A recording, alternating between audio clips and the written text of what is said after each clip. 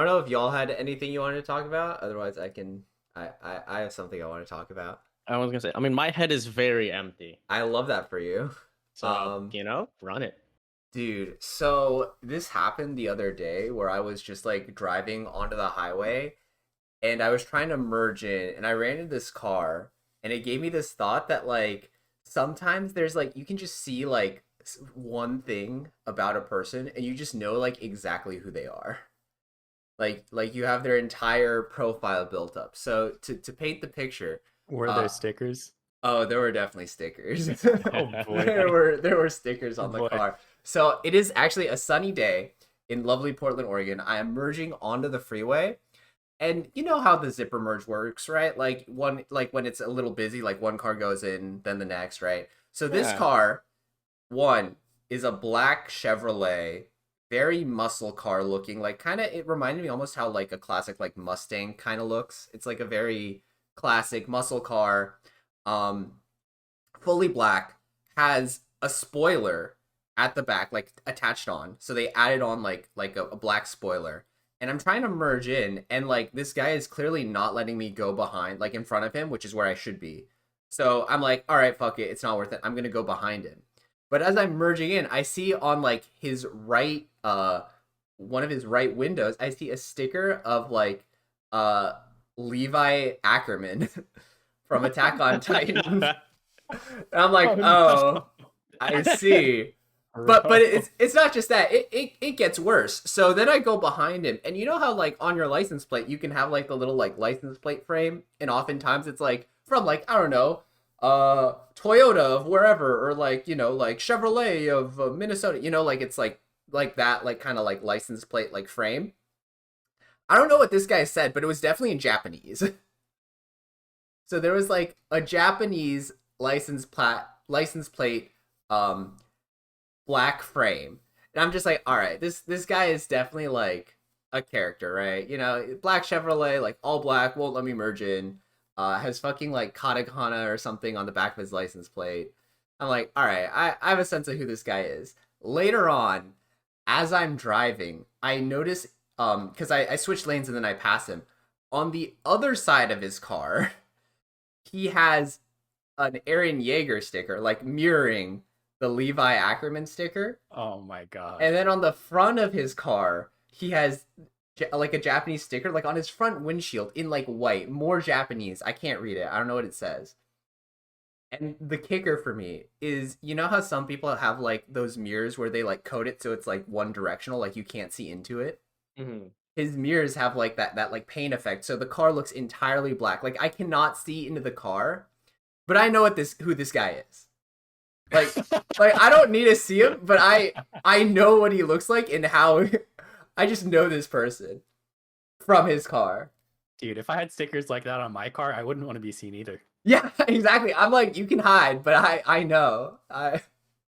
Can't believe Teva's admitting they're just racially profiled. I that said nothing about race. No, like honestly though, like that's me whenever I see like there's anime stickers and then there's like specifically the four-door sedan, probably like a 2003 car, Yeah, a typically in little a old. bright, like let's say blue color or yellow, something Ooh. like that. And man, there's just every possible sticker they can find that they slapped on that rear bumper.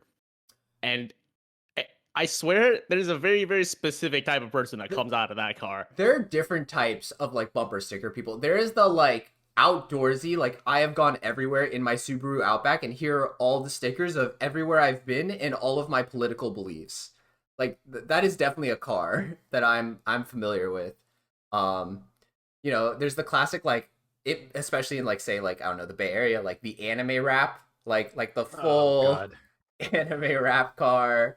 Dude, You see it from there's time to a time. crash landing on you full wrap car in the Bay Area. Oh no, It's you've seen it's it. so surreal to see it. I've seen it in Uh, person like more than once too. oh my goodness, you should find a photo of it for me so I can enjoy. You don't have to do it right now, but in general, like so the viewers can enjoy Yeah. too. But uh, I I I have a friend who's been getting into cars yeah, and he has specifically chosen not to buy a Honda Civic or Mm. any Subaru vehicle, even though they are reliable cars, Okay, whoa, because whoa, of whoa, the yeah. connotation.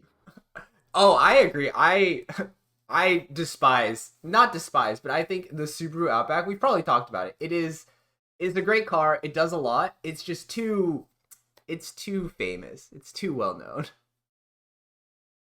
I don't know. I feel like at a certain point where you just have to not give a shit about what other people think, especially if It's it's something that's good. You it's know? not just about what other people think. It's about the fact that every person I've known with a Subaru Outback has gotten their car either robbed or stolen at some point because the parts are so ubiquitous. Like it's Yeah, there's that popular. too. Yeah. Yeah. I don't care about like the imagery or like the it's just like I literally think you're more like it's more likely to get robbed than like my car. Which is I was just gonna like say, how yeah. often do like more high end like newer cars get robbed compared to like older vehicles? Probably not that much, right? End of the day.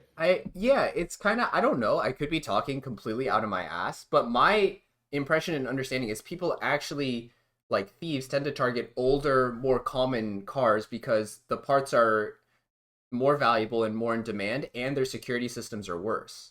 Yeah. Yeah, I mean, look, it depends on what you're trying to steal, right? If you're trying True. to steal car parts, you can probably hit an old car, Yeah. especially like catalytic converters. Mm. People will hit older cars or like specific models. Like Yeah. Priuses have a huge problem with cat converters being stolen. Mm. If you're trying to take stuff, you might hit a nicer car, If you're trying to take what? like someone's stuff. Oh, Mhm. yeah, but that's just what's in your car. You seem to know a lot about thieving cars, Luke. Is there? Hey man, Welcome to our segment where Luke exposes all of his criminal well, activities. hey, well, I'll plead the fifth on this one, My God, this is dude. like. I had friends visiting Mhm. from down south.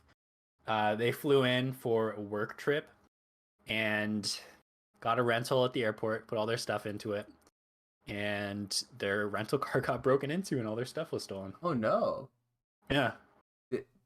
Dude, I have actually a story about getting things stolen in a rental car as well.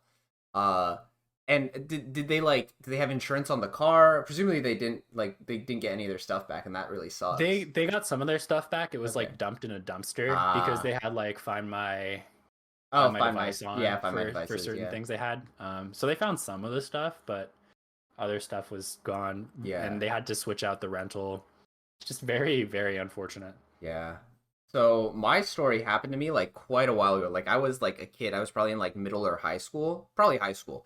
But I was traveling with my dad in Europe, and we basically had this rental car. It was like a rental like Volvo XC90. Like it was a giant ass like Volvo like SUV, I think.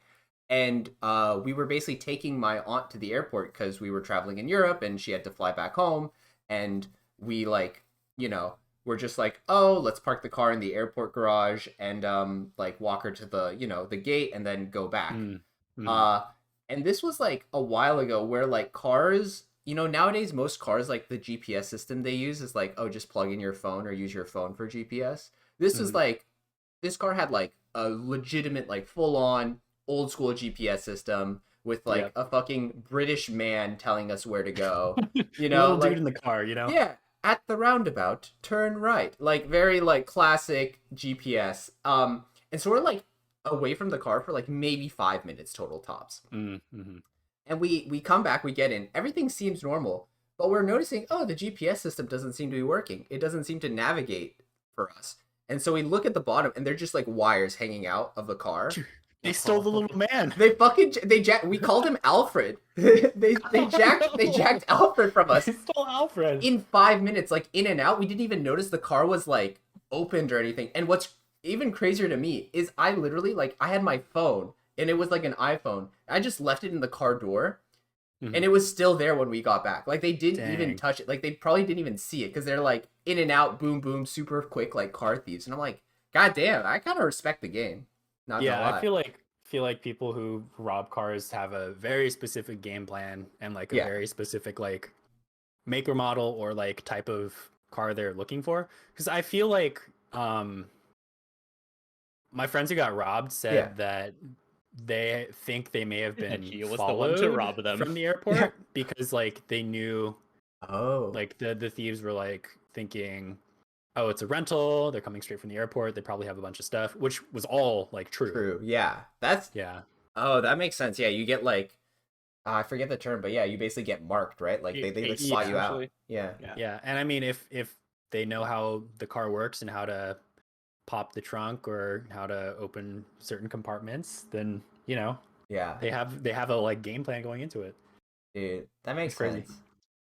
Yeah, Yeah, like that's why I'm glad that you can't really like I don't leave stuff in my car, and when I do have stuff in the car, I put it in the trunk.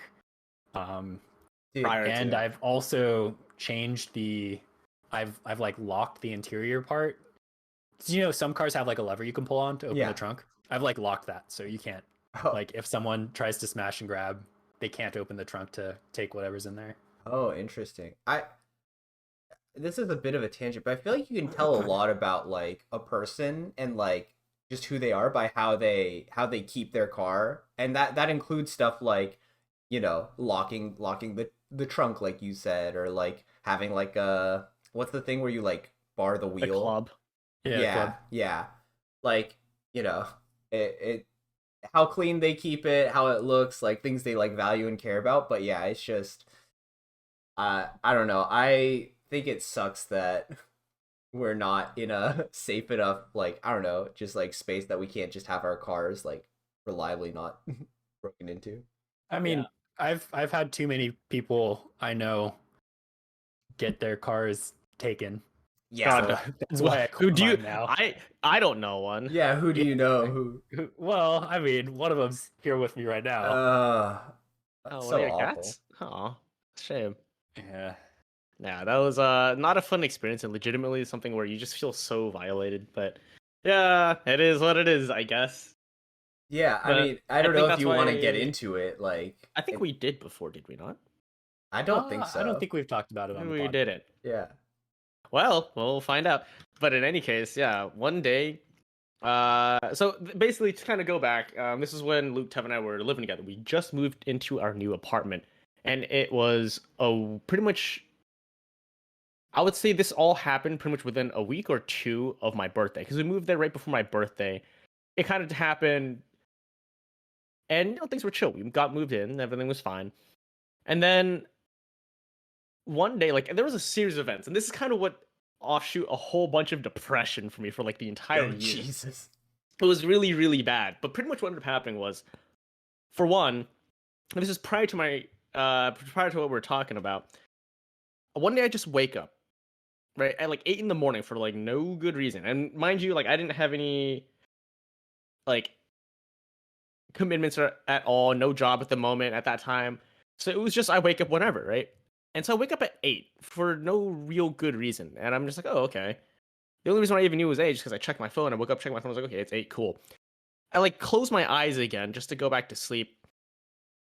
And then just a second later, I just hear the loudest crashing noise. And I just freeze. I had no idea what the hell it was. Like it sounded like a bunch of plates just crashing down. And I just like froze in my bed for a little bit. I was like, oh my God, what the hell was that? It was so loud. Especially when you wake up, your ears are really sensitive too. So it was just definitely loud. And I'm just running through my mind, like, what could that have been? Like, it didn't sound like a car crash because there's a very distinct sound for that as well too. And I was running through my head and was like, oh my God, what if it was all the plates that we just moved into the kitchen? What if one of the shelves fell down from the extra weight and started, crash to the ground? So me being an idiot, I run to the kitchen. If that were the case, this would have been the worst thing to do, which was start opening up the cabinets to see if anything had fallen. Because obviously, if it had, I would have been showered with broken glass. Hey This man. is a Teva the roof is on fire moment. Yeah. It's like you just woke up, you're totally disoriented. You're like, "Oh my God, the plates have collapsed. Let me go look at the plates It was without like thinking legitimately about it." one of the worst. I mean, granted, yes, my defense, I had just woken up. My brain is racing already. Like I barely got to open my eyes, and I already have to do some problem solving. So, granted, my problem solving not that good at that point. But yeah, I go through the cabinets and like nothing seems to have fallen. I'm like, what the hell else could have been? I'm like standing in my kitchen for like 10 seconds, and I realized I like immediately go to my back to my room. I open my bathroom door, and I just see the mirror that used to be there, and it's just a blank wall. And I look down and I just see that mirror just shattered on the ground into like a million different pieces. And now I'm not a superstitious person whatsoever. Oh my Okay, that's not god. true. I was But wondering where you were going with this. I'm like, wait, what does this do with the car? when you see your face reflect in a bunch of broken mirror shards, Oh my god. it gets. I freaked out, and I literally said nope and ran to Luke's room to wake him up. I was like, Luke, I need help. Like my mirror just crashed to the ground. And yeah, like I said, this happened within like a week of my birthday, and then like that was already kind of jarring enough. But I mentally got through it, and it was fine. Right, we got to clean up, got a new mirror up, and then like a week later, it's like 3 in the morning, and I'm taking a shower, and I just get a call from my mom, and I'm like, okay, it's never a good sign if your mom is calling you at 3 in the morning. Yeah. Like there's no world where that's a good thing. So I pick up the phone. I'm like still dripping wet, and I just hear her go like, "Hey, Eric, the cops are here. They said they found your car What? on the side of a road." And I'm like, "Huh? What do you mean?" So I dry off as quickly as I can. I just throw on some clothes. I go out to check out my window, and my car's just missing from my spot. And mind you, we live in a gated community. And my car is missing from my spot. And I'm like, holy shit. What the hell? And yeah, so what ended up happening was they obviously traced the vehicle. They found it on the side of the road. They tracked the vehicle. And then they called my mom. Like, oh, hey, the car is tied to this house. They called my mom down where we live here in NorCal. And then she had to call me to let me know. So that was fun. That was a great time. That really killed my entire year. Can I say, I feel like gated community, it's like the biggest scam ever. Like, literally, it is the most, like, illusion of protection. It is so trivial to, like, get into and out of a gated community. Oh, I mean, especially when in our gated community, they just left the doors open half the time. Yeah, it's like, there's a gate, but it's open. But it's gated. Yeah, exactly. So it was just like, bro, come on, man. Yeah. And it was until later that we found out they also fucked up my car as well, too, because the assumption here is that they left it on the side of the road because they maybe like hit something or a curb or whatever not.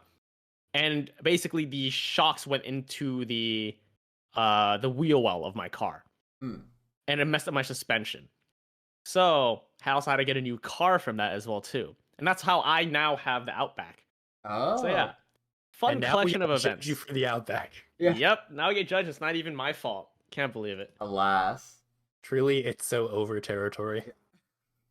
Yeah, it was a unfortunate time, but we're past that now, and I think I've had this car for about as much time, if not longer, than I have with the Integra.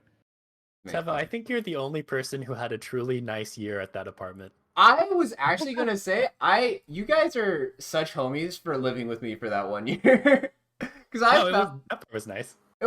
Yeah, it just felt like I felt bad because it felt like I was like doing my like masters, right? So I had a very clear goal set for the year, and like I feel like taking a gap year I think it's a healthy thing to do, but I felt like both of you were not as happy as I was in terms of like where you were outside of like your social life, if that makes sense. Like, oh yeah. yeah. I mean, that's totally fair. I was honestly happy taking a gap year, and I was supposed to focus down on my dog training as well too. But obviously, that kind of messed up my mental health for like the entirety of the year. It was just a lot of things compounded on, and that was just kind of icing on the cake, realistically. But by all means, though, like it was still probably the best time I've had living, like just full stop. As a living city. Honestly, no, like actually though, like I really enjoyed what we had going on. Oh my god! I feel like we're like nice. we've like regardless of those things. We had a beautiful relationship. We broke up. It's been like 4 years. It's like, hey, it's so good to see you, man. Like, how's it going? Yeah, How are the kids? It was really great what we had going, huh? Yeah, but no, it legitimately was nice though. Like I think everything, like just being able to have friends over every week, having like someone awake at any given amount of time because I slept at really fun hours. I've never had better roommates, and I've never been more able to convince Luke to do anything with me. Yeah, dude, like, it was nice. What can I say? Yeah. I'm easy. Dude, you just got to get him there in person. It's just like the small things though. Like when I was like, I'd be like hanging out in my room doing my own thing, and I would just hear like just the sounds of hearing the controllers, like GameCube controllers, clacking about. Like that was yes. also very comforting, very nostalgic. End of the day, but Yeah. it was nice. I think I that's an enjoyed it. interesting like idea in terms of I don't know because I like live on my own now, and I think there is kind of these pros and cons that everyone kind of has between like having roommates or like having like what I would call like a more lively household versus Mhm. having like their own like personal space, peace and quiet. And I think we struck a pretty good balance where it was like it's kind of nice to be able to like just be doing your own thing in your room and then hear your roommates talking in the living room and just like jump out and join them, like be like, "Oh, talking about this? What's up?" You know? Yeah. Yeah, totally. Yeah. Like, and even just like the some things like going out to get food and whatnot. It was super nice. Like I. Yeah, you get way Yeah. more like spontaneous hangouts, right? Mhm. As Oh, opposed to totally. having to Mhm. plan things. Like now we're like, all right, we're at the point we're putting hanging out on the calendar. Yeah. Let's Mhm. pencil things in. Yeah, we're I'll put you on there, and it's just like, damn. that I point really do indeed. miss when it was as simple as just like, hey, I'm hungry. You guys want to get like In and Out or Yeah. tamales? Something like those. Fucking Luke 1 a.m. tour pastaing himself. Hey man, it was a good idea. Oh my god, dude. So we're fine with saying where we went to college, right? Like we've been there, right? I think we've Yeah, talked about it. that's chill. That's chill. Yeah, yeah. So we were at UCSD, and at UCSD there was this like food market stall called Tor Pasta, which is literally, in hindsight, the most not the most disgusting, but kind of like gross. Where they took like a shit ton of spaghetti and meatballs and just stuffed it into a hollowed out bread loaf and like served it to you to eat, and it was just like massive carbs on carbs, like empty carbs. I mean, it wasn't just spaghetti and meatballs. They had all types of pasta. That was part of the selling point. You could Okay. get pesto, you could get Alfredo, you can get marinara. Everyone I know only got the spaghetti and meatball pasta. Dude, spaghetti meatball was the way to go, 100%. Yeah, it was good. You want to hear something messed up? What? I never got an actual torpasta. What? Yeah, no, I And the like truth comes out. I would be walking through the Tuesday farmers market on campus, and I'd be looking at all the food stalls, and I'd see like, oh yeah, there's the tamales, there's the like the There was, Jamaican food, yeah. there's torpasta. Best stall, Oh, by yeah, the way. Yeah. maybe I'll get torpasta sometime. I never got Oh torpasta. my god, you made your own. I did. That's Did crazy. you- Oh yeah. I was just gonna say you're literally like the imposter. Like I thought of all the The people, you were the impasta? the impasta. You were the most torpasta of us all. Did you eat there often at the farmers market? Um, Every you Tuesday. know, I don't really remember if Guess I did or not. that So means I no. probably must have not eaten Yeah. there every week. I asked because that was actually the thing I looked forward to the most on days because I could not stand going to class multiple days in a row. So I specifically like made my schedule so all my classes were front loaded in like maybe 2 or 3 massive blocks at most. There were Right. there were multiple ways to do this. Some people did like the Monday, Wednesday, Friday stack, and other people did the Tuesday, Thursday stack. So you kind of had like a bunch of classes for one day and then free time the other days. Which was really nice. I Yeah. liked that a lot. And basically, if you did it right, it kind of matched your schedule for like a regular like elementary school day of school. I It's just the content was a lot Taking more it difficult. way really back. wait. I don't know why you're going to elementary school, but also no, the stack is like the opposite, right? You're like giving yourself busy days and free days. Oh no, but like the length of time that you're at any given day is about the same, actually. Huh? Like, yeah, like for me, it was like back in like elementary or whatever, not like it was like what a 7 to 2 ordeal or so, Okay. But and you I don't pretty much. but you'd only do that like some of the days, right? Like you wouldn't because if you're stacking, you like would do that only 2 or 3 days a week, no? Well, no, in elementary school it was like 4 or 5 days a week. You would go from 7 to 2, but when in college it was like theoretically easier because it was like 2 or 3 days of only Yes, that. that's what I'm Isn't saying. that Yeah. all of school?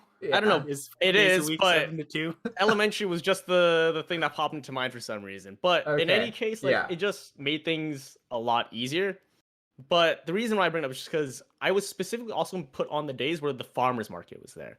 Hmm. So I had an exact gap where I would have my lunch and be able to go straight to the farmers market, eat lunch, and then go back to class. Like it was the most optimal schedule I could possibly ever think of, and it was like chef's kiss as far as scheduling goes. You Because know, having class like back to back to back is a lot, but having just that hour lunch was so nice.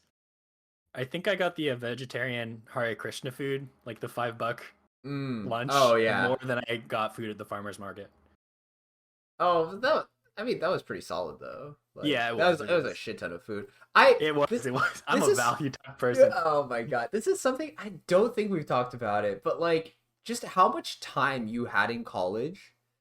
Like you actually, if you think about it, you had like so much free time, especially if you compare to like now, like I don't know, like being in the workforce, like working an actual 9 to 5. Like the actual amount of time that classes took up in your day in college is so little, and so you have so much like free time and like agency and independence in how you choose to manage your time in college. It's actually so crazy, and I kind of miss that. It's even less if you don't commute too. So Yeah, like living on campus and like basically living with your friends, it's a very very different experience from anything else. yeah, it's a super unique time, and like I still definitely look back at it fondly. I'm also very like thankful that we kind of finished before COVID happened, because I feel Oh like yeah. the people who were in school when COVID happened like basically got robbed of like, in my opinion, some of the most like unique years of their life. Mm-hmm. Yeah, Yeah. definitely. I mean, I always say like that's the most important thing of the 4 year college is actually like the experiences you get from it, not so much the actual education half the time. Yeah, and it's also It's like like, oh, go ahead. I was gonna say, like, I mean, most of the time, like, how many people, like, unless you're in like a STEM field, a lot of people who go to college actually don't use their major in their job. Like, very large amount of people. Yeah. Oh, So it's definitely. yeah, importance of the experiences are pretty good. Yeah, it's also like a super unique like social environment. Like it's, I think, a lot easier to meet people. There's a lot more like kind of like organized like structured clubs and activities and things you can join. Which actually brings me to a thought I was having the other day, which is like how much do you guys value and weigh first impressions? Both from yourself and like to yourself, if that makes sense. Like you to other people, but also other Mhm. people's first impressions on you. I think they're pretty damn important. End of the day, like, I care less about people's first impressions of me, Mm. but I think that's because I generally know I make a good first impression, kind of a thing. You know, like. Mm. I don't put a lot of thought into it because like it's always kind of just I don't know, always put your best foot forward, I guess. Which I may be contradicting myself like 5 times over here, but I think as far as my impressions of other people, I would say I put like a decent amount of stock into it, but I think that also comes from being able to decently read people as well too. Mm. So I have like a generally okay idea of like how someone might be just kind of like on first interaction. Like you think you're a good judge of character. I would say so personally. Yeah. What do you think, Luke? Um, I don't think they're super important unless it's very positive or very negative. Mm. Yeah, I Like, agree. I feel like most first impressions are just kind of neutral and you just forget about it. Like if Yeah. someone leaves a major impact on first impression, it's probably they're either being very nice or very messed up, you know? I no, I think I absolutely agree with like both of you, where it's like I don't weigh it super heavily, but I know people who do and like worry about it. Like they like it's something that I think can like definitely breed like social anxiety, is like meeting new people and being like, "Oh my god, I want to make like a good first impression." And like I kind of agree. Like most of the times like I don't remember my first impressions of either of you. Yeah. Yeah. I remember mine of yours. Really? Was it like, Yeah. damn, this guy's good looking? Well, Well, It uh, makes sense you would remember because you said you think they're important, right? yeah. I mean, true. I think like my first impression of Teva was, man, this guy is kind of quiet. What if he hates me? Really? I was quiet? Yeah, it was kind of like Oh, because you have a jeez. very, I wouldn't say not stoic isn't the word, but you're very straightforward and to the point, right? Yes. So it was something where I was very used to people tiptoeing around their words Yeah. in a lot of cases, but you're very like straightforward, like, no, I don't like that. I'm very blunt. Yeah. You are, Yeah. right? Yeah. So Eric that's something where saying, I've "I actually grew learned up to with Luke." appreciate. Huh? You're just saying, I grew up with Luke and then I Oh met my Teva. god. And then I met Teva. No, yeah, but like actually, Uh. because it was one of those things where I've learned to appreciate it a lot. Like in the year that I like met you, it was one of those things of just like, oh wait, that's really refreshing. Someone who's just like, man, I don't want to eat there. Oh, okay, cool. Let's find something else then. You know, like things like that, right?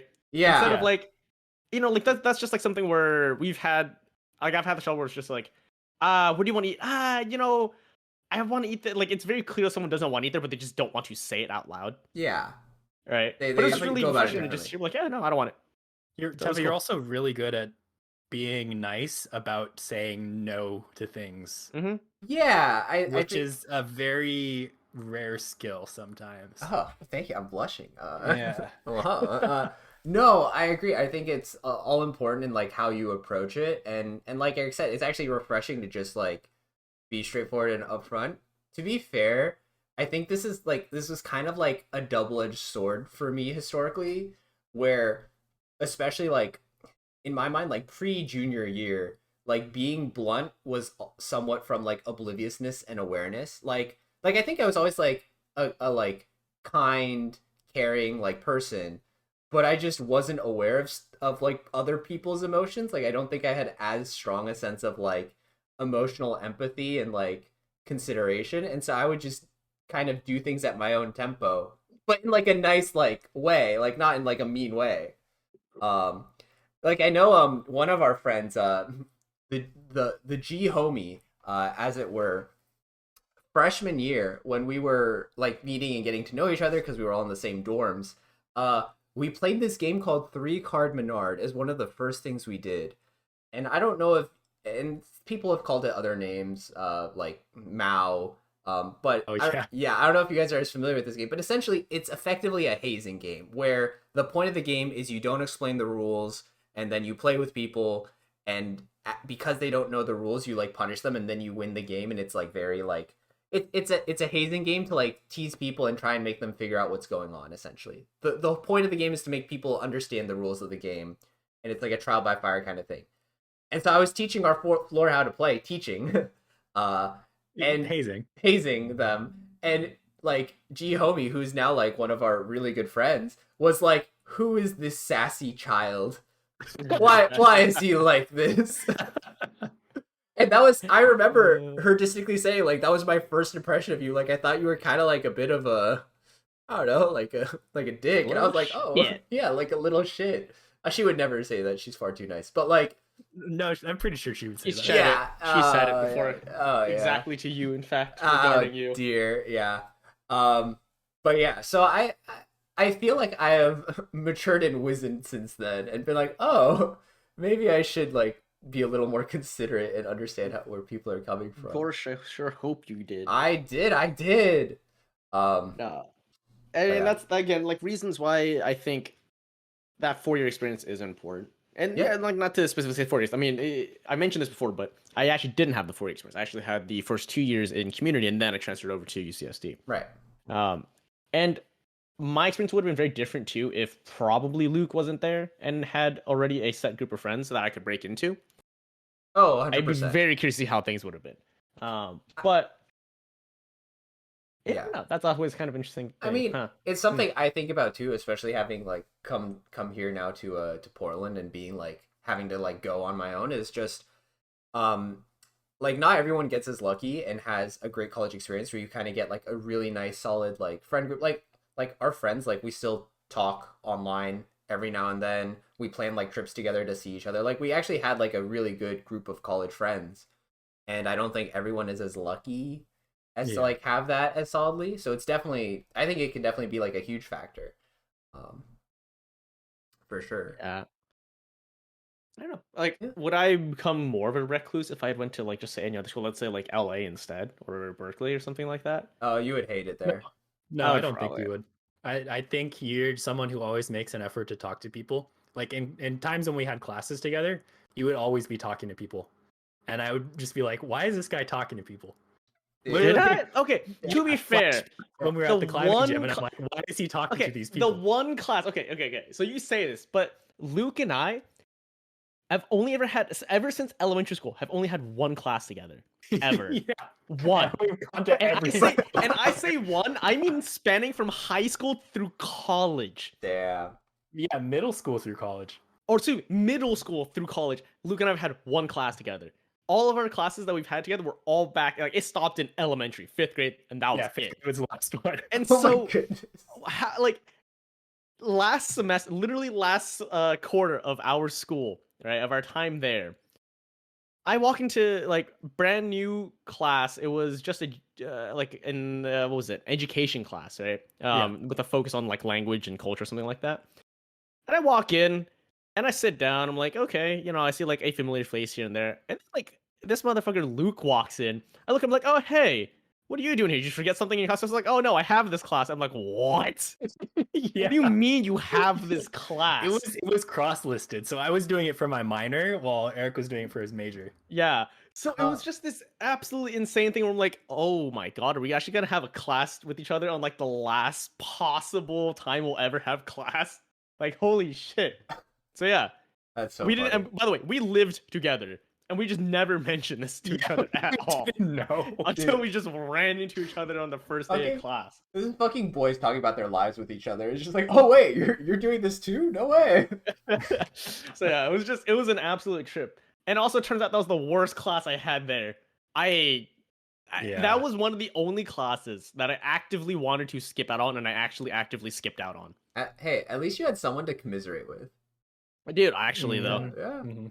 Like the actual discussions afterwards were more interesting than the actual class itself. It was not a good class. There's something I kind of want to like go back to, which is like Luke mentioning like how social you are, because I actually had the exact same like impression of Eric too, which is like, damn, this man is so social and friendly, and the kind of guy who will just strike up a random conversation with someone.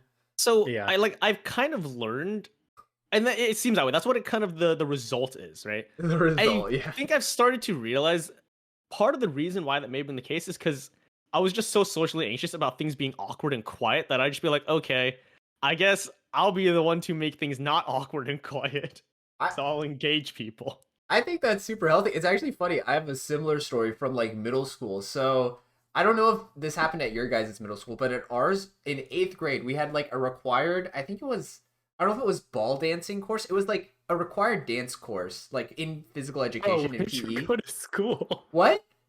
I'm I'm not about to dox myself, but like, did you go to like a boarding school Yeah. in the UK or something? fucking ballet school. No, it was a public school. We had a dance unit in 6th Uh-huh. grade. We had like square dancing. Did you live in Dancetown or something? Oh my god! In 7th, maybe it was line. One year we had line dancing. One year we had square dancing. I don't know. The point is, 8th grade sucked because this dance unit you had to pick a partner. Like you had to ask someone to be your dancing partner, right? Oh man. And like if you imagine, like, okay, maybe if you're in 8th grade and you're like in the same PE class and you're like a couple or something, this is like super cute. Like, oh, let's learn to dance together, whatever. But for most people, it's like, fuck. I either ask out my crush, or I ask out some random girl, or I like do nothing and I'm awkward. And like, not to judge, but in my head, as this was happening, I was like, I do not want to be the guy who asks no one and ends up with another dude. Because that happens to a lot of people, right? Where you're like, you just don't ask someone, and then whoever's left over, you're like, all right, the teachers start pairing you up, and if there are more guys in the class than girls, it's like, all right, you two dance with each other, and one of you has to like do the, and again, this is 8th grade and dancing. It's like one of you has to play like the girls, like one of you has to do the girls dance part, right? Which is fine. There's nothing wrong with that. It's just I kind of wanted to avoid that. 8th grade and kids are brutal. It's 8th grade, kids are brutal. I didn't want that, so I literally immediately, like frame one, walk up to who I believe to be one of the quietest girls in the class and just be like, "Hey, do you want to dance with me?" I literally didn't even know her name. I was just like, "Hey, Amazing. hey, I don't want this to Absolute- be awkward. You want to dance?" Didn't And she was work. like, "Okay." Yeah, she said she was like, "Okay." Riz King, baby. Riz dang. King. Oh my god. W Riz. Oh no. I felt bad. Like, I don't know. I know nothing about this girl's life still to this day. I just, maybe she was hoping someone else would ask her. I don't know. I can't. She I didn't just think about it. despawned after you finished this. Yeah. Literally, I think she went to a different high school. I'm like, I never talked to her. I don't think I talked to her while we were dancing. She was like, I can't see this guy Oh anymore. my gosh, she I probably need to go to moved different away. school." Oh no. Oh god. No, it's funny because I remember I want to say similar experience, but back in drama, because I was part of the tech department for our drama crew. At one point, our lead was like, "All right, guys, partner up, and we're gonna do like square dancing or some shit like that." I forget what it was. I think, no, because it was Beauty and the Beast. So they were like, "Okay, as like a team building exercise, we're just gonna ballroom dance for a little bit." And I just remember that I got paired up with this one chick, and I think it was that moment she like crushed on me. Oh no. Because we danced, and I felt so bad because end of the year, literally when I graduated from high school that year, she like came up to me, like gave me a flower, and then her friends was like, "Oh yeah, dude, she has like a crush on you." I was like, "Oh, thanks." Just like, Oh my god. You can't say thanks. I don't know how to respond to that. I was so Oh I my really God. appreciated it at the end of the day. But it was one of those where it's like, dude, I'm an awkward high schooler still, just barely, and I have no idea how to process that. I mean, was she also graduating? No, she was a freshman at the Oh time, no. I think. So it was like Ooh. it was freshman or sophomore. I don't exactly I remember. hope it's sophomore. Dude, freshman to senior relationship, that's Yeah, tough. I could not personally, Yeah, it's but it weird. was just it's definitely one of those things where I just found it kind of funny. But yeah, I was just like, yeah, I don't know how to process this. But Aw. it's funny. I mean, that's Yeah. like that's cute, that's adorable, but also it's like you don't think about it in high school, but like literally the gap between like your ages is like actually it's like between a senior and a freshman is so large. Oh, it's huge. Dude, It's, like, I insane. just can't believe she got suspension bridge affected by ballroom dance. Dude, have I we- think legitimately that's what it was. I was talking about this with a friend of mine recently about how like yeah if you like she like we're both scientists and she's like yeah excitation transfer. I'm like yeah, that's probably the technical term, but like where yeah like being in a more like exciting situation just like makes you more likely to develop feelings for someone just like because of the excitation. Like Oh, that's crazy. Hey, maybe you're just an insane dancer. Maybe you just got the yeah, moves. that's Yeah, me. man. That's Oh me. my god. No, I mean that is a world where I get into dancing one of these days. I can see seeing it. as one of our friends does teach, and I don't know, I feel like it'd be fun. And I do like music a lot, so that kind of Sweet. goes hand in hand. Our friend who does dance, the He's so coolest guy I cool. know. He's so fucking cool. He's so cool. He's it- so cool. It's Have actually have we crazy. talked about him on the pod? We definitely haven't, but he maybe is actually effortlessly cool. We can just call him the robot. The Yeah, we can robot. call him the robot for sure. Yeah, We could do dude. that. He's so cool. He's so cool. I'm We so went to eat for Eric's birthday at a really fancy sushi restaurant. yeah. And it was me, Eric, Eric's mom, and the robot. And he wore this shirt, this white shirt that had a sequined blood stain on it. My Yeah. God. It was And- like Dior sequin bloodstained shirt. Like, Yeah, like one of like however many. Either that or it was made for a runway show. And there so, was like a few versions. There's a sleeveless version and there's a sleeved version. It's a buttoned-up shirt that's sequined with the bloodstain, and it's expensive as well too. Because he is also into like I don't even want to call it high fashion. He's just into like fashion, It's and like, he's into a lot of different designers. am I And so wrong? he buys and sells a lot of it as well. It's too. like a very like I don't know, like streetwear-esque, but like nice streetwear. Like I don't know how to describe it. No, it's not streetwear. It's not he actually streetwear. hates the streetwear fashion like industry. Okay, really. Because Yeah. that's like when I say that's why I don't want to say high fashion because there's connotations to that as well too. But it is Yeah, the it's more definitely not. high runway fashion, Is it? and so it's Okay. not street fashion at all. Yeah, That's Yeah. fair. It shows how much I know about fashion. he was talking about how like there was this either it was like this family or this company that's done sequining for like hundreds of years, and they were the ones who like did the sequining for the piece. And he was like explaining all this to me, and I hadn't seen him in like 4 years. I hadn't seen him since high school, and it clicked like, wow, this dude is so cool. And he's changed. Either he's changed so much since high school, or he's just been this guy the whole time, and I had no idea. Dude. Yeah. No, Yeah. he's sick. He's so cool. he was also like very quiet as well too. I don't think he talked to a lot of people in high school outside of the few people he did, and like I didn't even talk to him that much in high school because if you if you look back at our chat logs on Facebook in particular, the only interaction I ever had with him was him asking me like, "Hey, was there homework, or did you do the homework?" And then I would say, "Yeah," and then he would say, "Oh, can I see it?" And then I'd be like, "Sure," and then I'd send him the homework, and that was pretty much our entire interaction on Facebook, like as it is right now. And it's just really, really funny. Like I could dig it up right now if I wanted to, and it would Yeah. say those exact things. And now he's like one of your homies. Yeah, dude. Yeah. No, and like he's just someone who's like he's very passionate about the things that he does, and he's very good at the things that he does as well too. So it's always really fun to listen to what he has to say about the things he's interested about, because you can actually learn a lot. And that's something that I like to do a lot, and as well as just getting people who are very passionate about things to just talk about the things that they like. Because I don't know, I like learning different things, and I think that's like the best way to learn. I have a I question. think we've probably mentioned this before, and he also he also like really he's good at explaining what he likes, which is great. That makes sense. So going off that, like of passionate people like explaining things, like this is like a commonly asked question, or maybe not commonly, but like if you had to give a TED talk on like one thing, what do you think you would want to give the TED talk on? I feel like that's like a lot of pressure to like just bump out of nowhere. But like, what do you think are like? It's like a topic like you feel like you know so well and so deeply that you could like give a TED talk on. Neopets trading card. Oh my god! All right, go ahead. Tell us about the Neopets trading card game. Okay, so in 2003, No. the online. Okay, and that's all No, the time wait, we no, have today. No, I actually want to hear this. I want to hear this. No. It's Uh, long story short. This game is made by Wizards of the Coast, creator of Magic: The Gathering and Dungeons and Dragons. Well, I don't know if they Well, created not Dungeons creators. and Dragons. necessarily. They own the IP. They own the IP, yeah. They did the first printing. Wizards did the first printing of Pokemon. So this is a reputable trading card company. Yeah.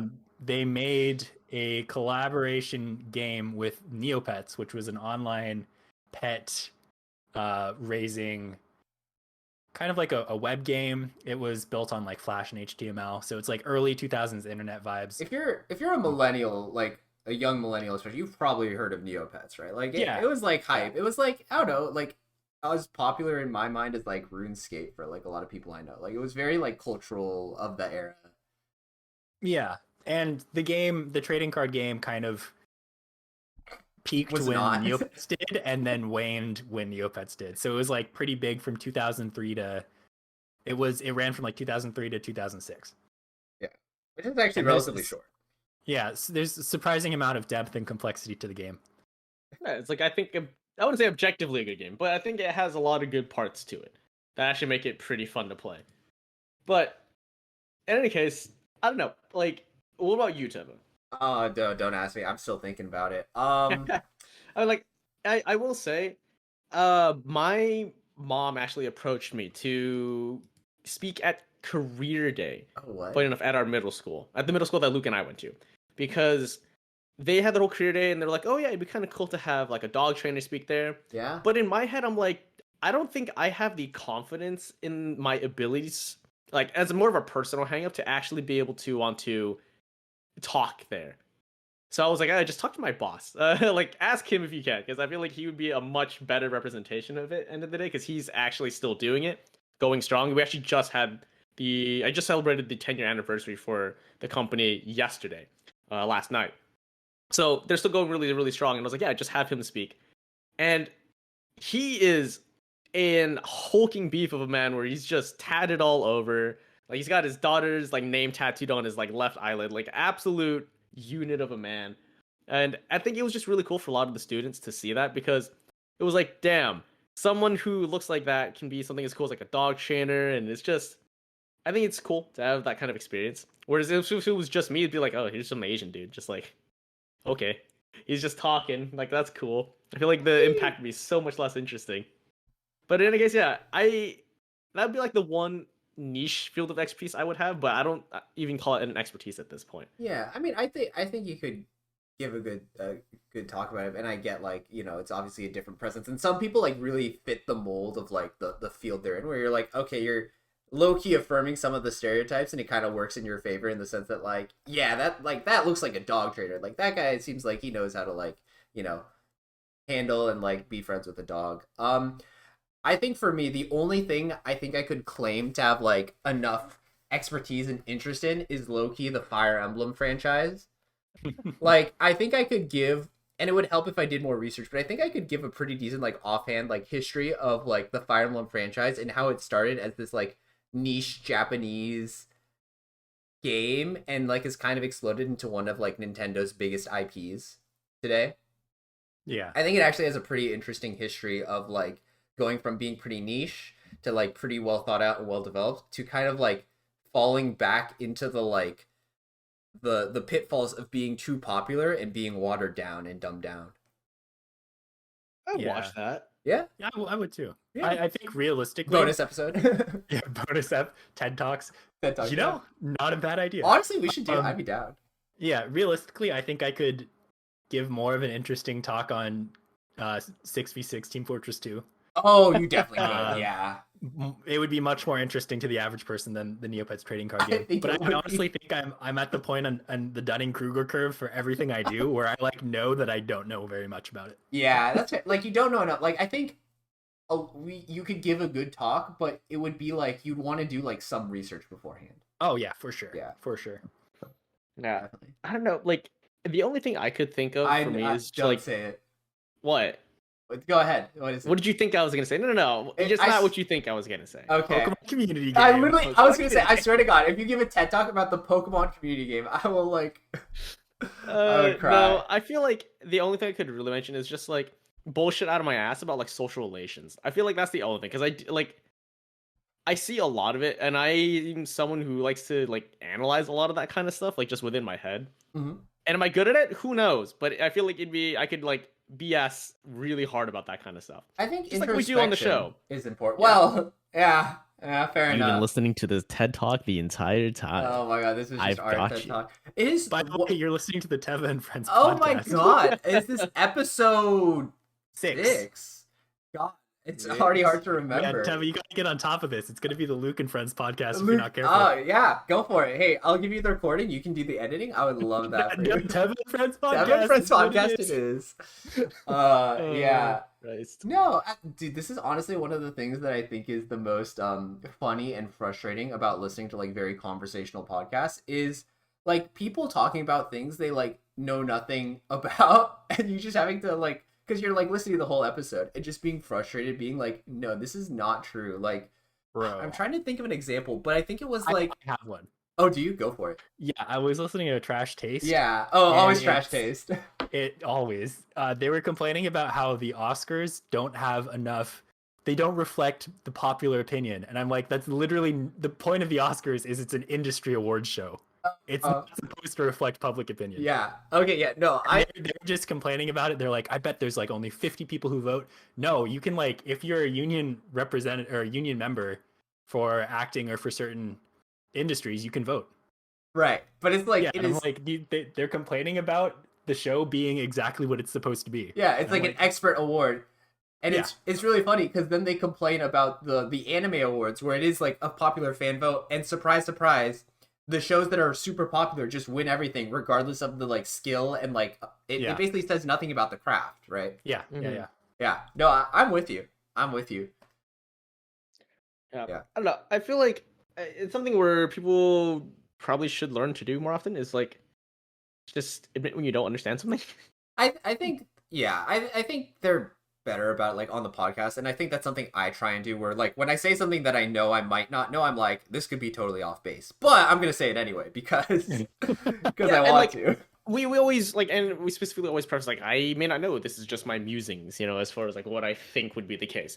And like, I think it's fine to have that. It's just don't spout things as fact and then like confidently as fact. I think that's always the concerning thing, right? Yeah. And it's at times it's still fine to be wrong. Just don't be an ass about it if you're wrong.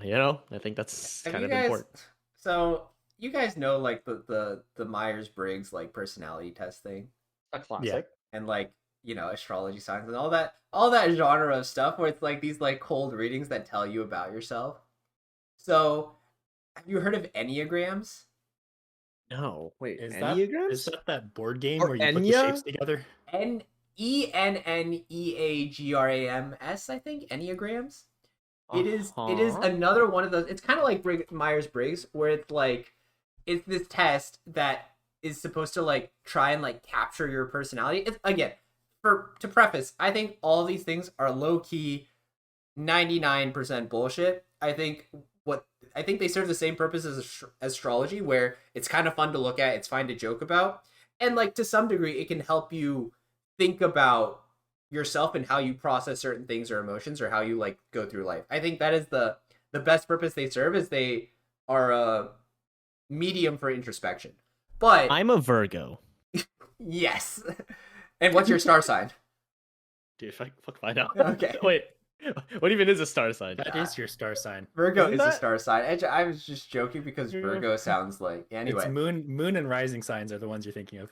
Oh wait, I just got it. Oh my god. Damn it, Luke. I'm an God. aquarium. Oh my god. Oh wow. Yeah, I'm a Leo, but you could probably tell. Oh yeah, Oh. typical. But anyway, so I was talking with this friend about enneagrams because it is just like, I don't know, it's like again a fun thing to do. And the enneagram I got was, so these are just like numbers. So there's 9 numbers you can be. So you could be number 1 or you could be number 9. I'm number 6 by the test, which is the loyalist. And the main thing I wanted to get out of this, where Eric was saying like, people should go through life like not being as like, espousing things they don't know. In my head, kind of not being as black and white. So the one thing about this like personality type is they're very indecisive, and like I That kind of doesn't sound like you at all. see. It depends on what they're indecisive, in the sense that they want affirmation from other people about their decisions. That doesn't sound like you at all either. Oh, my sweet summer child. I think it can be. I think you've never gone shopping with me. I have huge like buyer's remorse anxiety, and it's so hard for me to like pull the trigger and like buy something unless I really really know I want it. Mm-hmm. But the main thing that I got from this is I think it kind of lends into like part of my more like, I think I'm pretty good at looking at things and thinking about things in like not black and white and like more of a spectrum. And I think that lends into the flexibility of being more, I don't know, like I feel like I'm 50% confident about this. Let me act as if I'm 50% confident. Oh, I feel like I'm 80% confident. I'm going to talk as if I'm 80% confident, rather than being black or white, like yes or no. That was the main point I wanted to get to. I'm also curious if you guys take the test. Why don't we take the test and then talk about it in a future app? I like that Why idea. don't we all do Myers-Briggs, Enneagram, and figure out Yes. like sun or your star, moon, and rising signs? Oh my god, I love this idea. And we're gonna cross-reference everything. I just want to see how if we're a good match for each other, guys. Like, what if we're not? It's over. I'm sorry. I know, yeah. Did I Hope tell guys you like about- Leos. Did I tell you about that one time I was at work and I was so mad because I was talking to one of the security guards there, and I forget exactly what I had said. But right after I said that, she was like, "You're a Virgo, aren't you?" And I was just like, What the?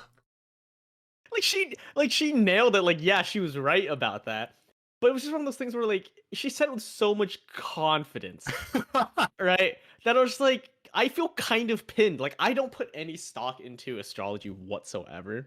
But when she said that, I kind of just sat there like, damn, they actually got me. And I don't like, not because like they were like, oh, Virgos do this. I'm just like, man, the fact that they actually just like got it with that much confidence, like I kind of envy that, you know? Dude, well, so one, sometimes it is just luck, and then two, actually I have 3 points. Have you guys seen like the YouTube video where they like get a bunch of like professional astrologists to guess like 12 What a or like term. 12 people's star signs, and I like think they I've seen one. Yeah. and they have like a hit rate of like, I don't know, like 30% or something. Like basically, like in my mind, it's like they're not that good at it. Like Yeah, a little better than just guessing. little better than just guessing.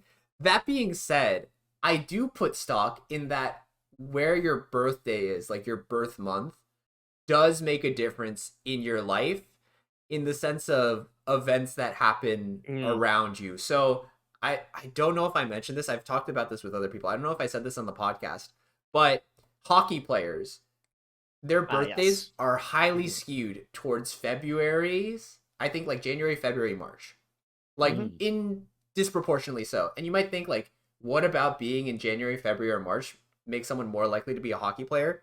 And it's because of the age brackets and cutoffs. And so when you're playing in like Little League, right? It's this like kind of like when you're little, you are born in February and you are just crushing the kids born in August, because when you're young, those like 6 months make a huge difference in your physical fitness and your just ability to play the sport. And so you kind of get this like constant like feedback of, oh, you're skilled and you're like, you know, kind of like talented because you're older and bigger. And that carries out throughout life where you're like getting special treatment and more lessons because you have talent because you're bigger. Yeah, it's like a feedback loop. It's like a feedback loop. More importantly, you guys ever like think back, man, what was 9 months before my birthday? Dude, oh no.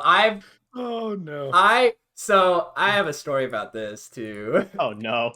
No. So my birthday, it's probably fine to say when my birthday is, right? It's August 8th, okay?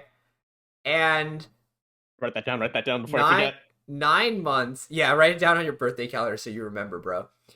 And so if you go 9 months before that, right? You get November 8th, which is my dad's birthday.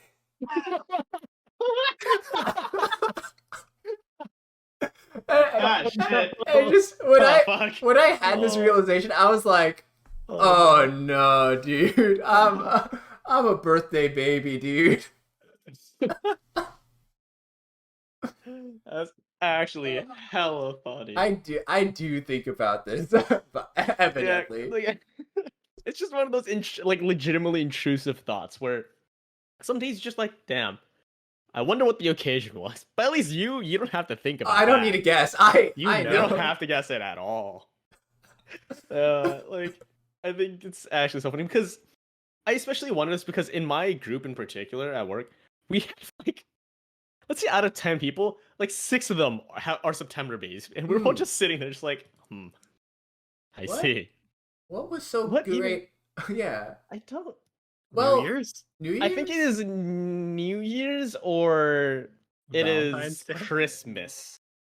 Depending and I think on that's when. what because it's about December. So Christmas babies then. Surprise! This reminds me of another thing. Yeah. I randomly had the thought like, I messaged our group chat like, do you guys know if you were an accident? And that was how one of my friends found out that they were an accident. Oh no! They asked their parents, and their parents were like, "Oh well." Now that you mentioned it, do you guys think you would care? Like, Luke, let's say you somehow were an accident. That'd be, dude. That's like an industrial accident. Oh my god! You fell into the industrial vat. But like, do you think you would even care? Because I feel like if I asked my parents, was I an accident? I just would be like, okay. Like, I don't think I would care. I don't think it has any bearing on my life whatsoever. I think I would be curious. I mean, I would think it's really funny. Yeah, I think it's more funny than anything else. Yeah, I don't think it like matters, and I think, you know, we're obviously like we have our whole lived experience of like our parents like caring for us and like taking care of us. So it's like even if we were in an accident, it's more like, did they take good care of us, or were they like, yeah, exactly, you know? Yeah, because if they didn't take good care of you, then that's you a problem. Out later, you're like, yeah. No. Oh no! That's when you start putting the pieces together. Like, damn, it all makes sense. Yeah. So, yeah. That's definitely like a privileged thing to say. Like, yeah, I don't really care. You know, I would say. Yeah, I agree. But, I think it's more just funny or humorous. It kind of says something about like, so how good at you were you at like planning out your future in your life, like back when you were like younger? Like, you know, this happened. I was thinking like over this last April Fool's, I was like, man, I wonder how many people I could convince, especially like since I just went to a huge group gathering, which a lot of people haven't seen me in a long time. Like, how easily could I pull off, like, oh man, I had to get, like, babysitters for the kids. Like, oh god, I just got off work. Like, my wife, she was not happy. Like, That's I was kind of tempted to pull that like to just to make people you it know, or to people who haven't seen me in a long time, because it was just last night, and this was people. Like, these are some people like haven't seen in 8 years time, Mm-hmm. probably at this point. I think So it's super I was tempted. believable. Yeah. Ah, I should have done it. I Should have, believe, could no, have. you shouldn't have. I think it's psychopathic. It was I mean, April there's an April 1st. Fool's Day joke, and then there's like making up a whole family. Yeah, dude, April Fool's Day is like the worst thing, dude. Cause like it's just most of the April Fool's jokes are obvious and bad and not funny. And then half the time there's like a good April Fool's joke and you're like, I actually want this. And now you're just sad. So the funniest one was the one y'all posted in our Twitter chat, which was like Ultra Pro. So Ultra Pro is a company that normally makes like, you know, like card game supplies. So they make like sleeves for Magic the Gathering cards or like play mats. And so for April Fools, they came out with the Ultra Pro condom to to protect, to give you a sleeve, if you will, and protect yourself. And it's so funny because all the comments are just like, oh, well, if it's anything like Ultra Pro, it won't protect much. Oh, it's probably defective. Oh, God. And Good then, thing... Good thing it's not necessary for that audience. yeah. And then That was even, one of the comments. I was like, oh, damn. oh, that's true. Yeah, yeah. It was like, Yeah. wrong target audience, buddy. Oof. Yeah. Now, if they had done, like, deodorant... Actually, no, that still would not be the target audience. Dude, that's another thing. I think, yeah, I hate using this term, but I can't think of a better term. I think gamers get a bad rap. I think, Yeah. As they should. no, I think there's a disproportionate, I agree, there's a disproportionate number of gamers who have poor social skills and uncleanly and stink. But I think the vast majority are like decent, well-adjusted people at this point. Okay, a lot of... I mean... E-girls and that entire scene as well too. Like, that's actually a really huge population at this point. Yeah. Like, really massive population. Like, it's very common to just see that at this point. Like, The amount of people who start dating off of Valorant is like significant. dude, it's kind of insane how many people. Like, Well, I mean, Not Right, zero. I have coworkers who met their spouses on message boards. So this has always What? been a thing. Yeah. What's a Literally. message board? Literally, one of my Oh, coworkers met her Teva. husband on an anime message board. Oh, that hurt. It's the same thing. It's just different year. Yeah. This has always happened. No, you're right. You're right. This has always happened. Well, since the internet and forums. I mean, yeah. like, honestly, couples that found themselves on MMOs, I think, are pretty impressive. Yeah, Like, that's that how happens a coworker lot. Met her husband. Oh my They played LOL god. together. Oh, Jesus. No, That's funny. like you legitimately hear it a lot, and I feel like they're actually like pretty reasonable relationships as well too. Because I think depending on the person, like I know for us, like how we present ourselves online is not very different from how we present ourselves in person, right? And I feel like if Yeah. you're those type of people, that's like a very good way to just get to know someone. Like there's no physical like looks or anything like that. You don't have any biases. It's just how do you interact and connect with this person on a very base level, right? I hear you. I have two takes. One of First which take. first take, you don't know if you're in the same like location or general area, so distance is like a factor. And then the second take is I think looks, physical appearance, and body language definitely do make a difference. Like I don't know. I think it is a nice idea to be able to like meet someone without being like, you know, biased by like how they look, but I think it definitely matters. And you only hear the success stories, right?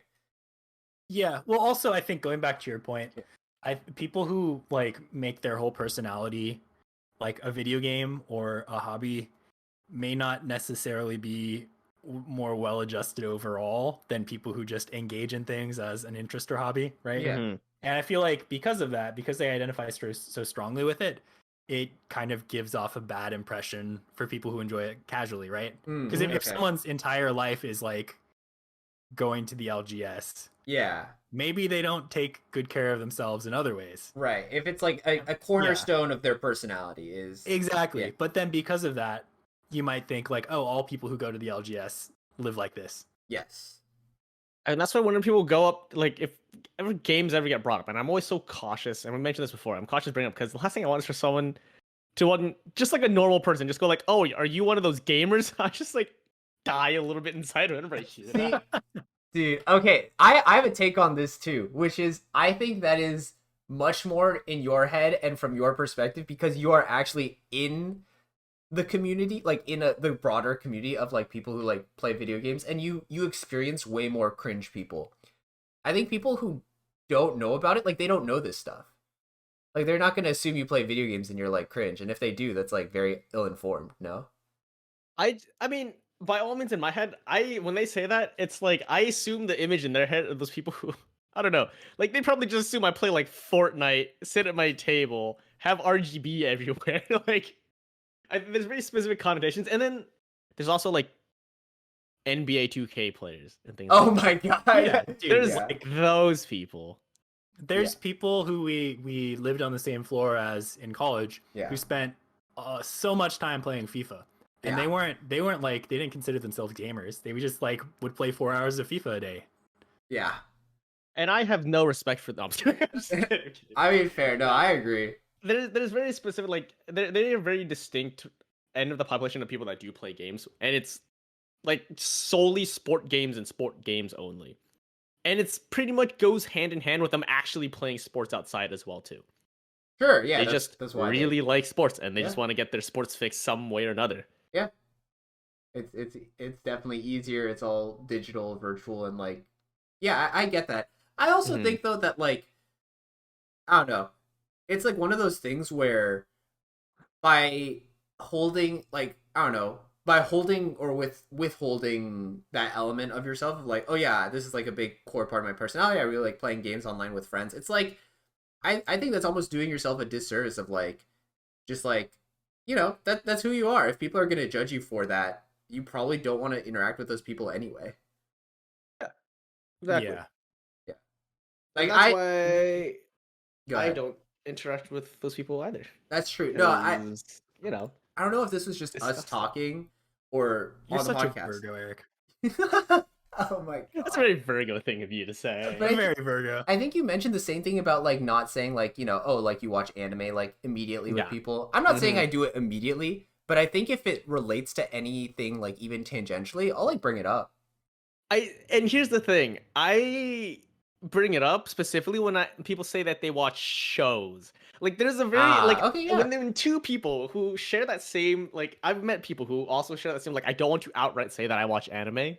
Oh my goodness. They'll be like, "Oh yeah, I watch show," and when they have like they have a connotation in the word, like a notation in the word, it's just like the way they said it, they're not telling the full truth. oh my And they're goodness. like, "Oh yeah, oh what kind of shows do you watch?" And I'll kind of like dig a little further to find out because I'm curious.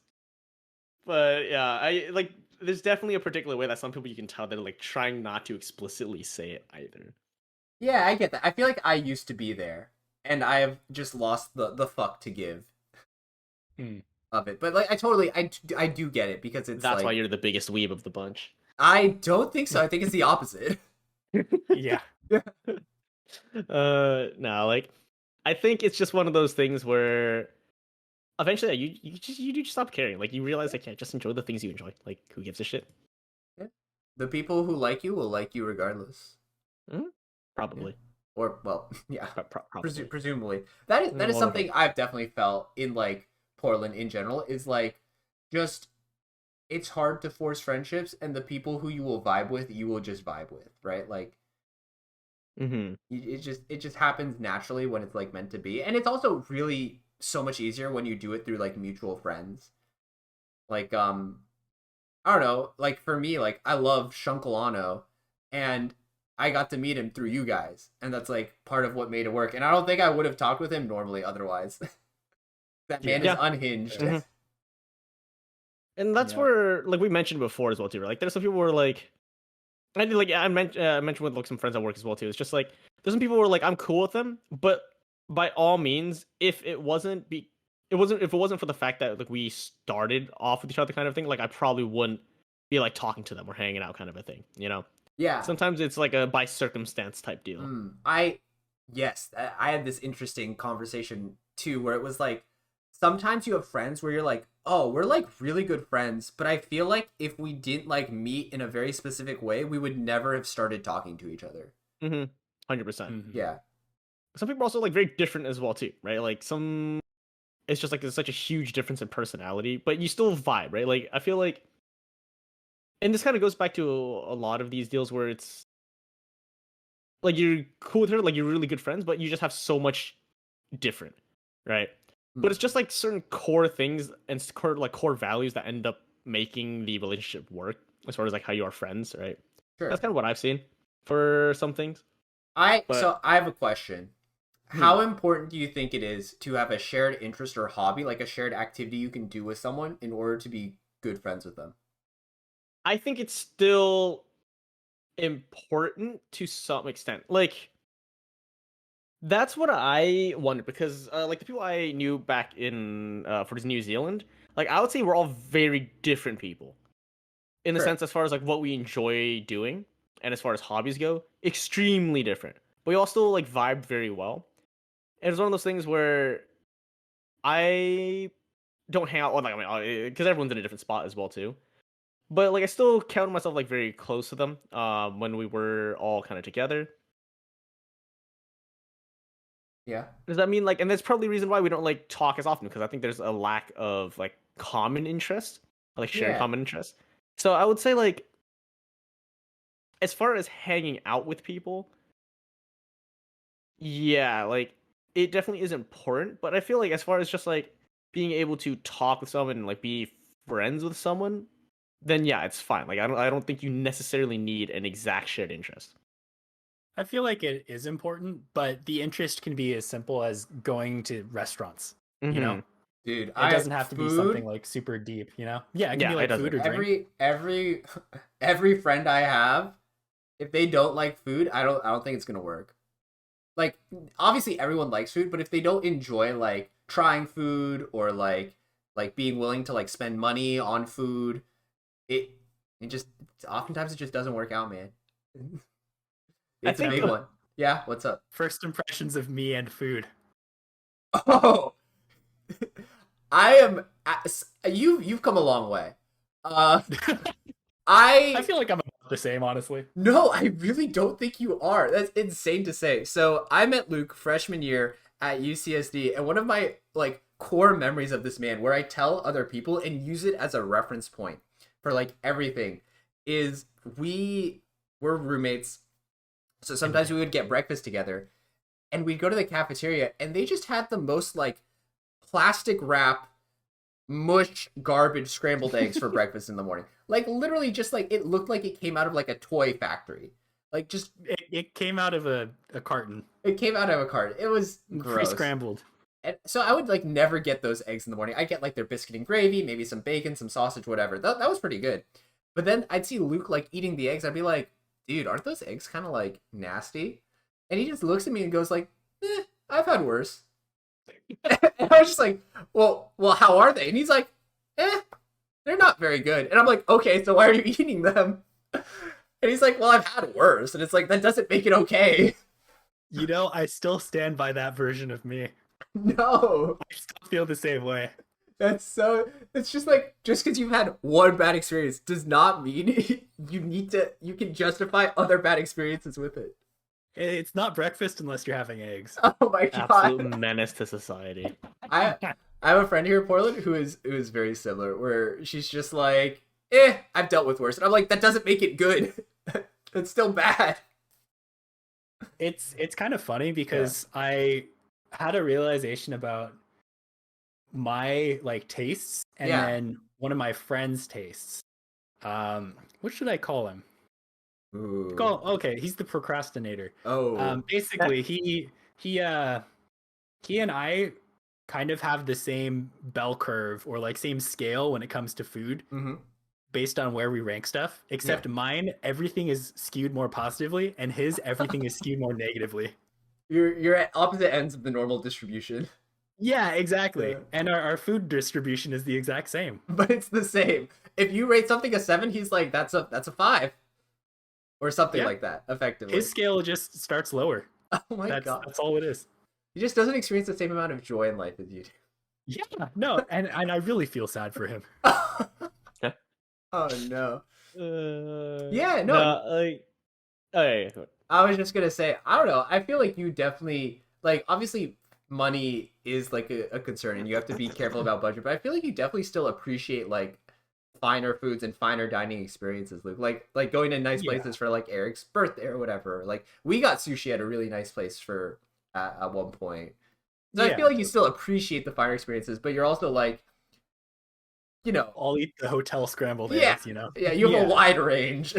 Exactly. Yeah. I don't know. I think also part of me being down to try new stuff is honestly growing up with Eric and going over to his house and his mom just being like, "Hey, I made this thing. Do you want to try it?" I'm like, "Okay." And Eric being like, "Hey, you should try this thing." And I'm like, "Okay." That's like I tried a lot of like really good like Chinese food at Eric's house, and I also tried things that people might not like think that they want to try, like chicken feet or pork blood. Dude, I distinctly remember Eric being like, "Yeah, just try it," and I remember enjoying it. So I feel like I would probably have a different experience with trying new stuff if I hadn't had that kind of encouragement to eat food, you know? I definitely agree. I actually think that's one of the most like I highly value, having like a very flexible is the wrong word, but like a very open palate, like being open to trying most things at least once, unless it's like low key close to rotting. Like there's some things where it's just like, yeah, dude, this just smells like you shouldn't eat it. And I get that some people do, but I don't think I should. I feel like there's very few things I wouldn't try. Yeah. And of those things, it's the main reason is if it's prepared wrong, it will kill me. Like I don't think I would want live octopus or pufferfish. Oh, live octopus fucking terrifies me. Yeah, like fugu. Like I just it can't be worth it. It can't be that good. Mm-hmm. Yeah. Oh, you wouldn't do fugu? No. I wouldn't. I've heard it doesn't taste very good, and it's like more of a status thing. Yeah. It really is just a status thing. I mean, at the end of the day, fish like does have very distinct flavors, but fish is also still just fish. Like you have better options. Like Totally. Like you have so many options, and like, is this one really so unique and like worthy that like, obviously I get it. People don't die. The chefs know what they're doing.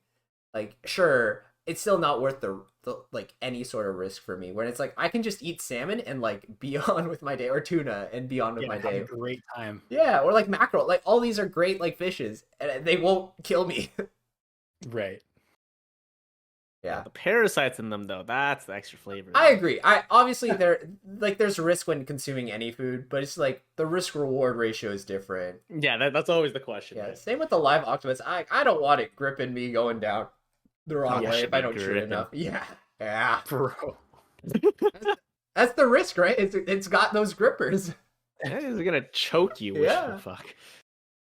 No, Yeah. like I agree though. Like especially with food, like you know my stance on food. Like I mean clearly I'm very much like a try it, right? Like actually, if this was mentioned before, like the one food I hadn't tried until recently was actually brain, and I actually got the chance to try it at a Pakistani restaurant.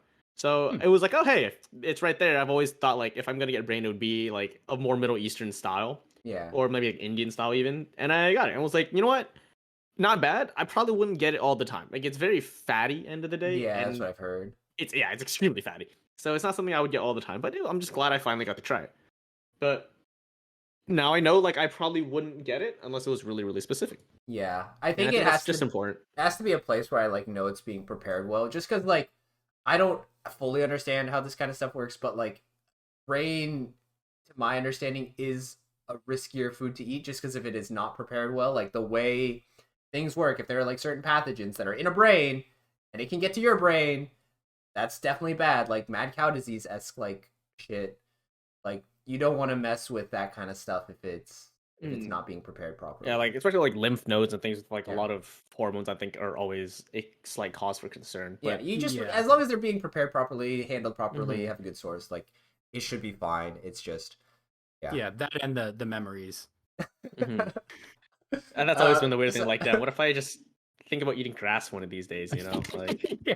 I yeah, don't shit, think that has to strawberry, do a with you patch of choosing- grass looking kind of tasty right now. I guarantee you, all the neurons are fucking dead and denatured, and there is no, there are no memories. Well, I mean, stored so in are that brain. mine, but you know, Well, no. Like Yeah. I think going back to it though, I think for me the other big one that was like interesting that I've been asking myself recently as well too is just like, what about music taste? Because I have a lot of stock music, and that's where I put a lot of my enjoyment. Is like, what if the person has like no similar ooh. interest in music at all? Like at all? At all. Like no None. interest or like active disdain for your music? Let's go one step and say with no interest in music whatsoever. Oh First. that's so weird in 'Cause like I've met some the people who are like modern that. day. I've Like- I've met some people who just legitimately have. They're like, you ask them like, oh, what's like, like what's your favorite artist? They're like, I don't have one. Like, do you like listening to music? Nah, not really. I'm just like, oh, I feel like, okay. and again, maybe it's because it's not as like critical of a thing for me. I feel like if it's not like an antagonistic relationship, like because I don't know, I feel like we share like similar artists we like definitely, but I feel like I don't like you and Luke will talk about like artists and music a lot more than I will talk about it with either of you two. I guess we kind of share anime music taste, like more Japanese style music taste. So that's that. But I feel like a lot of time you can just like put music on in the background and it like it's never like offensive to me, and so it never like comes up. And that's kind of my bar. If you can play stuff you like and it's not like offensive to another person, then I think it's okay, even if they don't have an active interest in the music. I don't know. What do you think? I think it's just, I think this kind of relates back to the whole thing of finding things to relate on, right? Yeah. And yeah, I don't know. It's hard for me to think about times because before I was very much like, I think music is a very easy place for me to relate to people with. Right. And so with people who like having a very different taste, like I said, I think is one thing. But I think having no taste in me, no, having no taste at all, no. But like having no particular opinions on music, I feel like it's hard for me to relate to personally because, as I've mentioned before, I can put a lot of stock in music because I also think about like, oh, like what does this music mean? Like, why is it important to like Yeah. this artist, whatever, not right? And so when people say like they have no interest in, I'm just like, oh, okay, so what are you interested in then? That- They're like, do you not relate to like any of it at all? You know, I'm like curious, right? Is I- that like a not derogatory? but, like, Derogatory. They don't like You know what music I mean, though. derogatory. No, I think, well, two things. I think if a person shows absolutely no interest in something that you are clearly passionate about, that is more signifying to me than them not actively caring about music themselves. I will also say, as a bit of a tangent, after last episode where you talked about the Young the Giant album, I started listening to that album. So oh, like, did you actually? Yeah. Fucking American Bollywood slaps, bro. Like, Hell yeah, brother. Let's go. like it's good. And I agree that you are someone who is like way more attuned to like honing in on like key lyrics and like looking at like the overall message and like story of like a song. I think that's awesome. I think it's like, I don't know. To me, it's one of those things where if you're passionate enough about it and someone is just like not engaged at all, that's more of the flag. It's not about the music. It's the fact that they can't engage with something you're passionate about.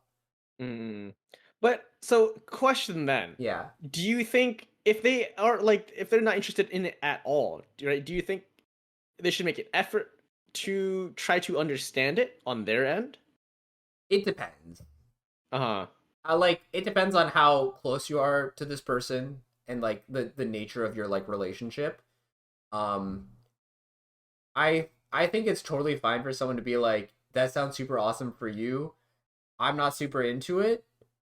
And like they don't owe it to you, right? They don't owe you No. anything. But like I don't know. I think it's something that like yeah, again, you should go with what interests you do have aligned, but it kind of factors into how close you are if they like can't relate to like a major passion of yours at all. Yeah, because it's just one of those things where like I was talking to a friend recently, and Yeah. it's just one of those things where it's like some people they do this thing where it's like, ah, yeah, I'm so interested in that, right? And it's just like you don't like you don't have to be necessarily exactly Oh. interested in the same things that I am. Like that's fine, you know. I think way too many people are fall into the trap of they don't want any sort of conflict or dissonance, and so they don't like they aren't comfortable with being like, oh, that's super awesome that you care about that a lot. I honestly don't too much, but I'm happy to like, you know, listen to what you're like. They don't want the dissonance of being like, oh, you like this thing, but I don't like this thing, like, and that's fine. That's how humans work.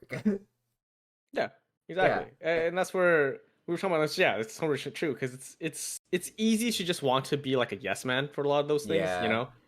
But it's just like no, like people are individuals at the end of the day, and it's just like you can appreciate, but you don't have to like, or like you understand that they like it, but you don't have to like necessarily be like the biggest appreciator of it either, you know. Yeah, Just like you can chill.